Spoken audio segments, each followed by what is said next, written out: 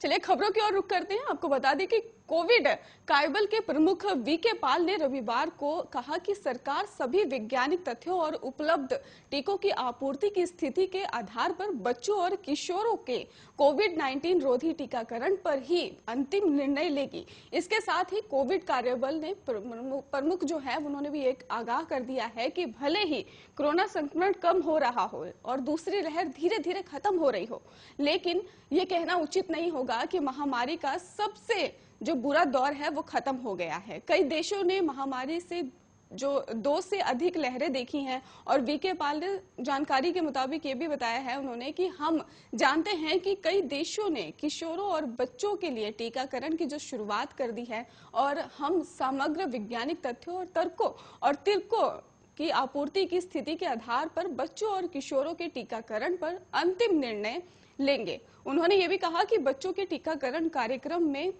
जाइडस कैडिला की वैक्सीन को शामिल करने की अच्छी तरह से आगे बढ़ रही है और इसके साथ ही परीक्षण जो है वो भी हो रहा है और NTGI की सलाह के आधार पर यह भी कहा जा रहा है कि इसे जल्द शुरू भी कर दिया जाएगा। आपको मालूम हो कि देश में कोविड-19 रोधी 3 टीके कोविशील्ड, कोवैक्सीन और स्पुतनिक वी उपलब्ध है और इन टीकों की अगर बात की जाए तो 18 साल से ज्यादा उम्र के लोगों का जो टीकाकरण है वो किया जा रहा है। ये सभी 2 खुराक वाले टीके हैं।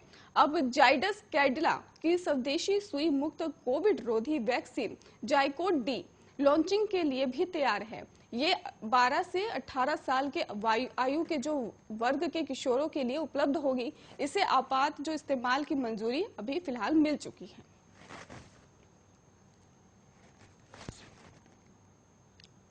बीजेपी मुख्यालय में आज भारतीय जनता पार्टी की बड़ी बैठक होने जा रही है। इस बैठक में बीजेपी अध्यक्ष जेपी नड्डा सभी राष्ट्रीय पदाधिकारियों और पार्टी के मोर्चा प्रमुखों को 5 राज्यों के आगामी विधानसभा चुनाव से पहले केंद्र सरकार की उपलब्धियों को जनता तक पहुंचाने की टिप्स देंगे।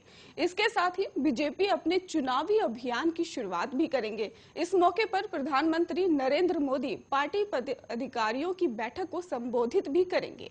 पीएम आपको बता दें कि बैठक के दौरान जन्म दिवस पर 17 सितंबर से 7 अक्टूबर तक देश भर में जो सेवा समर्पण और अभियान चलाया गया था उस पर भी चर्चा हो सकती है। इसके लिए सभी नेताओं को इस अभियान की उपलब्धियों से जुड़े रिपोर्ट कार्ड को लेकर आने को भी कहा गया है। बैठक में पार्टी के विस्तार, सभी राष्ट्रीय महासचिवों के राज्य चक्रीय प्रवास और चुनावी राज्यों के नियुक्त के लिए भी चुनाव पर भारियों की भी रिपोर्ट पर भी चर्चा की जा सकती है। इतना ही नहीं, कोरोना के टीका जो लगे थे उस पर भी प्रगति रिपोर्ट और पार्टी के कार्यकर्ताओं की भागीदारी और कोरोना के टीके 100 करोड़ डोज को लेकर प्रोग्राम के अलावा आगामी 5 राज्यों की चुनावी रणनीति पर भी चर्चा होगी। और आपको ये भी बता दें कि इस बात की भी अभी संभावना नहीं है। बैठक के अंत में प्रधानमंत्री का संबोधन है। हालांकि पीएमओ ने अब तक इस बात की पुष्टि नहीं की है।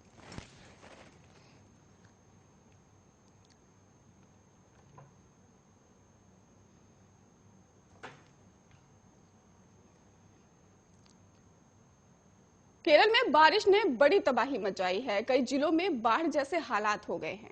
राज्य में अब तक भारी बारिश से जो लैंडस्लाइड है उसके चलते 26 लोगों की भी मौत हो गई है, जबकि कई लोग लापता भी बताए जा रहे हैं।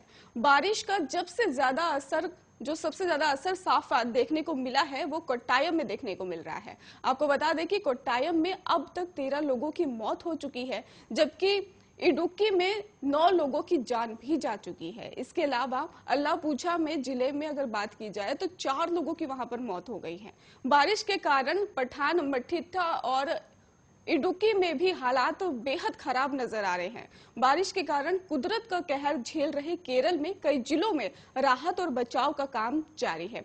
वायुसेना की मदद के लिए मैदान में उतर गई है, लेकिन इसके अलावा एनडीआरएफ की 11 टीमें लोगों की मदद के लिए भी उतर चुकी हैं। कोट्टायम जिले के आसपास के इलाकों में भी बारिश के कारण बाढ़ जैसे हालात बन गए हैं। कोट्टायम में बारिश के कारण नदियां उफान पर दिखाई दे रही हैं और नदियों किनारे जो बने कई घर हैं वो भी ढह चुके हैं। बड़ी बड़ी गाड़ियां पानी में बहती हुई नजर आ रही हैं और नदी के किनारे भारी मात्रा में पेड़ भी गिरे हुए नजर आ रहे हैं। इतना ही नहीं, आपको ये भी बता दें कि आसमानी आफत के बीच भी प्रधानमंत्री नरेंद्र मोदी ने केरल के मुख्यमंत्री से बात की है। उन्होंने ट्वीट कर कहा कि केरल के मुख्यमंत्री से कि केरल में भारी बारिश और भूस्खलन के मद्देनजर स्थिति पर चर्चा की है। घायलों और जो प्रभावित हुए हैं उनकी सहायता के लिए भी जमीनी स्तर पर काम किया जा रहा है। मैं सभी की सुरक्षा के लिए प्रार्थना करता हूं। पीएम ने भारी बारिश और भूस्खलन के चलते जान गंवाने वाले लोगों को भी उसके ऊपर भी दुख व्यक्त किया है। इसके साथ ही उन्होंने ट्वीट कर ये भी कहा है कि केरला में भारी बारिश और भूस्खलन के चलते लोगों की मौत होना दुखद है। शोक सब परिवारों के प्रति जो उन्होंने संवेदना भी जाहिर की है।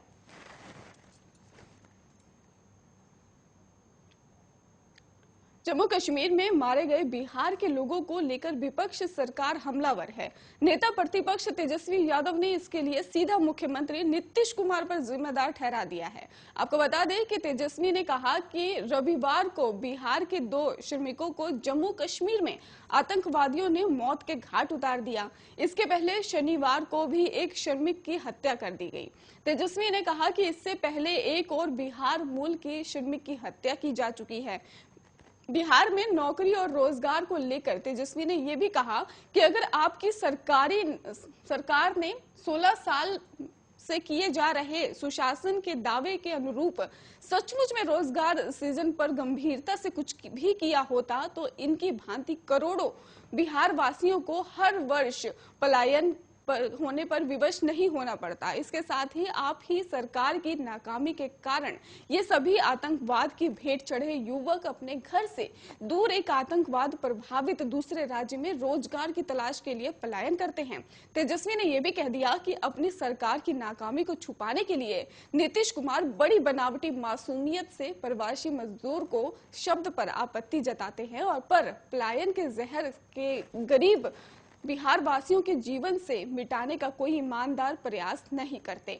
इतना ही नहीं, उन्होंने कहा कि सरकार ने तो खूब दावा किया था कि धारा 270 हटने के बाद आतंकवाद का खात्मा हो जाएगा। खूब उछल कूद कर रहे थे। नीतीश कुमार की पार्टी ने बिना सोचे समझे किए गए इस कदम का देश के लिए ऐतिहासिक दिन बताकर समर्थन किया था। जब सब कुछ इतना सामान्य हो चुका था तो क्यों आपकी सरकार में बैठे लोग दबी जुबान से जम्मू कश्मीर जाकर रोजगार तलाशने के लिए श्रमिकों की आलोचना कर रहे हैं?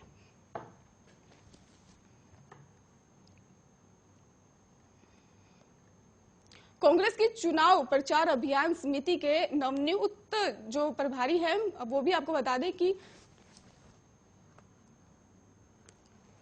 आपको जानकारी दे दे हम कि अभियान का जो चेहरा होंगी और वो अभी राज्य के में सबसे लोकप्रिय राजनीतिक शख्सियत हैं। पुनिया ने कहा कि कांग्रेस बहुत विरले ही मुख्यमंत्री पद के उम्मीदवार के नाम की घोषणा करती है और अभी तक इसकी घोषणा नहीं करने से पार्टी की संभावनाओं पर जो असर है वो नहीं पड़ेगा, क्योंकि उसके पास जो है बीजेपी के खिलाफ प्रचार अभियान की कमान संभालने के लिए प्रियंका गांधी जैसी शख्सियत है। बता दें कि पुनिया को उत्तर प्रदेश में अगले साल होने वाले विधानसभा चुनाव के लिए शुक्रवार को कांग्रेस की अहम जो 20 सदस्यीय चुनाव प्रचार अभियान समिति का प्रमुख नामित किया गया है। और पुनिया ने यह भी कहा कि उत्तर प्रदेश चुनावों में कांग्रेस और बीजेपी के बीच सीधा मुकाबला है, क्योंकि समाजवादी पार्टी और बहुजन समाज पार्टी दोनों पिछड़ आए हैं और वे आगे जो मुकाबले में नहीं हैं। प्रियंका गांधी सभी मुद्दों पर सच में के लिए लड़ी हैं और जब लखीमपुर खीरी की घटना हुई तो वो तुरंत पीड़ितों के परिवार से मिलने के लिए रवाना हुई गई थी। और इतना ही नहीं, उन्हें सीतापुर में हिरासत में लिया गया, लेकिन वो न्याय के लिए अड़ी रही। वो अपने संघर्ष में सफल रही और पीड़ितों को परिवार से मिलने के लिए लखीमपुर खीरी और बहराइच भी गई। पुनिया ने यह भी कहा कि प्रियंका गांधी लगातार लोगों के मुद्दों को उठाती रही हैं और आगे भी करती रहेंगी। लोगों को एहसास है कि वो न्याय के लिए लड़ रही हैं और ये भावनाएं वोट में तब्दील होनी है। इसलिए निश्चित रूप से कांग्रेस का चुनाव में हाथ ऊपर रहने वाला है।